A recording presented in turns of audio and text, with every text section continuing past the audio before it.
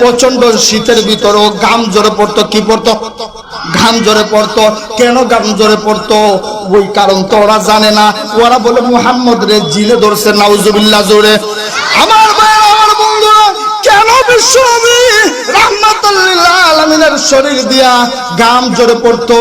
আল্লাহ রাব্বুল আলামিন কোরআনের ভিতরে বলেন, লাউ আনজালনা হাদাল কুরআনা আলা জাবালিল লারাইতাহু আলা জাবালিল লারাইতাহু খাশিআম মুতাসাদ্দিআম মিন খাশিয়াতিল্লাহ।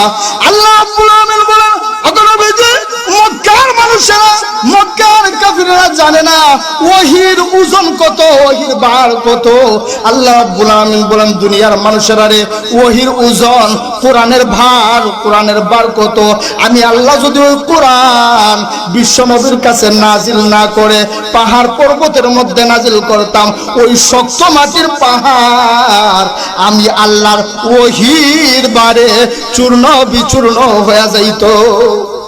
আম্মা জানা আয়েশা সিদ্দিকা বলেন, আল্লাহর নবী বিশ্বনবী রাহমাতুল লিল আলামিনের কাছে যখন ওহী নাজিল হইতো, আল্লাহর নবী বিশ্বনবী রাহমাতুল লিল আলামিনের শরীর দিয়া ঘাম জোর জোর করে পড়তো।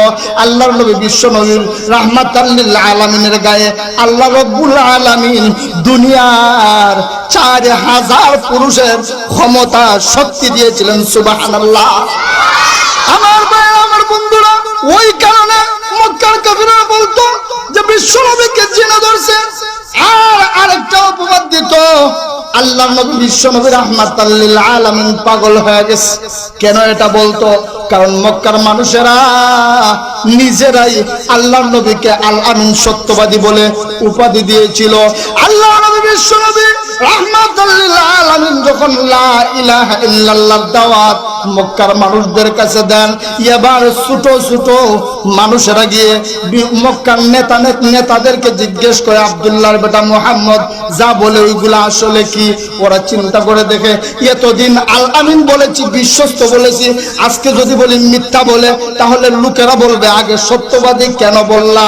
তাহলে সত্যও বলা যাবে না, মিথ্যাও বলা যাবে না। শেষ পর্যন্ত ওরা বাধ্য হয়ে পাগল বইলা ডিগ্রি দিছে। নাউজুবিল্লাহ। আল্লাহ রাব্বুল আলামিন ডাক দিয়ে বলেন, নবীজি, মক্কার কাফিররা আপনি বিশ্বনবী রাহমাতুল লিল আলামিনকে পাগল কয়, আর আমি আল্লাহ বলি, মা আনতা বিনিমাতি রাব্বিকা বিমাজনুন। আর আমি আল্লাহ ঘোষণা দিলাম, আপনি বিশ্বনবী পাগল নয়। সুবহানাল্লাহ। আমার বন্ধুগণ, সূরা কলমের 4টা আয়াত তেলাওয়াত করছি। এই 4টা আয়াতের মধ্যে 2টা আয়াতে আল্লাহ রাব্বুল আলামিন দাবির আলোচনা করেছেন, আর 2টা আয়াতে আল্লাহ রাব্বুল আলামিন দলিলের আলোচনা করেছেন। দাবির আলোচনা করেছেন কয় আয়াতে? এই জবাব দেয় না। দাবির আলোচনা করেছেন কয় আয়াতে? 2 আয়াতে। আর দলিলের আলোচনা করেছেন কয় আয়াতে? তো বলতেছিলাম আল্লাহ রাব্বুল আলামিন 2 আয়াতে করেছেন দাবির আলোচনা, এইদিকে লক্ষ্য করি, আর 2 আয়াতে করেছেন দলিলের আলোচনা। দাবির আলোচনা করেছেন 2 নাম্বার আর 4 নাম্বার আয়াতে, আর দলিলের আলোচনা করেছেন 1 নাম্বার আর 3 নাম্বার আয়াতে। ও মুসলমান ইমানদার, দাবির আলোচনা করেছেন 2 নাম্বার আর 4 নাম্বার আয়াতে, আর দলিলের আলোচনা করেছেন 1 নাম্বার আর 3 নাম্বার আয়াতে। আমার বন্ধুগণ, এই দলিলের আলোচনা আল্লাহ রাব্বুল আলামিন কিভাবে এই সূরা কলমের আলোচনাটা শুরু করেছেন? আল্লাহ রাব্বুল আলামিন সর্বপ্রথম বলেন, নুন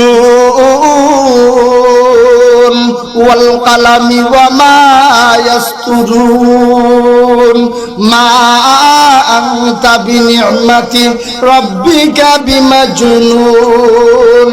আমার বন্ধুরা, মক্কার কাফিররা আল্লাহ নবী বিশ্বনবী রাহমাতুল লিল আলামিনকে যখন পাগল বলে অপবাদ দিল, ওই সময় আল্লাহ রাব্বুল আলামিন একটা দুইটা নয়, একাধারে 3টা কসম করলেন। কয়টা কসম?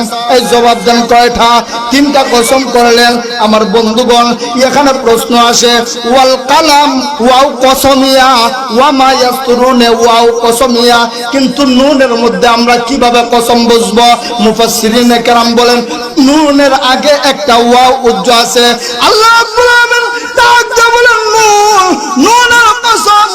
ইয়াকুলুনের কসম, ইয়াসতুরুনের কসম, ওই তিনটা কসম করে আল্লাহ রাব্বুল আলামিন বলেন, দুনিয়ার মানুষেরা রে, আমি আল্লাহ ঘোষণা দিলাম আমার নবী বিশ্ব নবী পাগল নয়। সুবহানাল্লাহ। আমার ভাইরা, আমার বন্ধুরা, আল্লাহ রাব্বুল আলামিন পবিত্র কোরআনের ভিতরে বিভিন্ন জায়গায় বিভিন্ন সময় কসম করেছেন। আল্লাহ রাব্বুল আলামিন কেন কোরআনের ভিতরে কসম করলেন? কসম করার কি দরকার ছিল?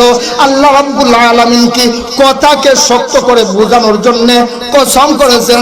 না না না, কালামুল মুলকি মুলকুল কালাম, আল্লাহ রাব্বুল আলামিনের কথা এমনিতেই শক্ত, কসম করার প্রয়োজন নাই। কিন্তু এরপরও কেন কসম করলেন?